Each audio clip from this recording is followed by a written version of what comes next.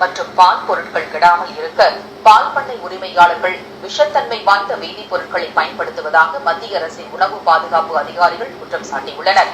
பல்வேறு மாநிலங்களில் பரவி கிடக்கும் பால் பதனப்படுத்தும் ஆலைகளை கடந்த மாதம் சோதனையிட்டதில் பால் கெடாமல் இருப்பதற்காக ஹைட்ரஜன் பெராக்சைடு, பொட்டாசியம் ஹைட்ராக்சைடு என்ற வேதிப்பொருட்களை அவர்கள் பயன்படுத்தி இருப்பது கண்டுபிடிக்கப்பட்டிருப்பதாக அதிகாரிகள் கூறினர்.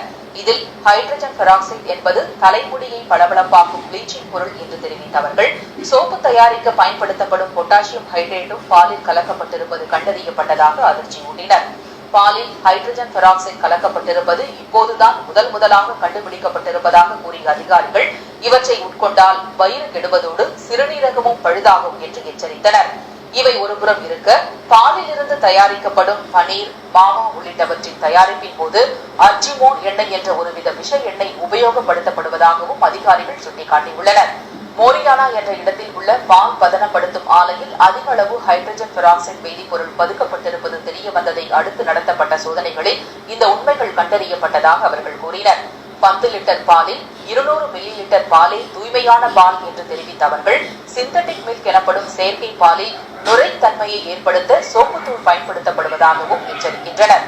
சட்டவிரோத சுரங்க தொழில் போல கலப்பட பால் விற்பனை நாளுக்கு நாள் அதிகரித்து வருவதாக கூறிய அதிகாரிகள், இந்த விஷயத்தில் நடவடிக்கை எடுக்க முடியாமல் தங்கள் கைகள் கட்டப்பட்டிருப்பதாகவும் தெரிவித்தனர். சத்துணவு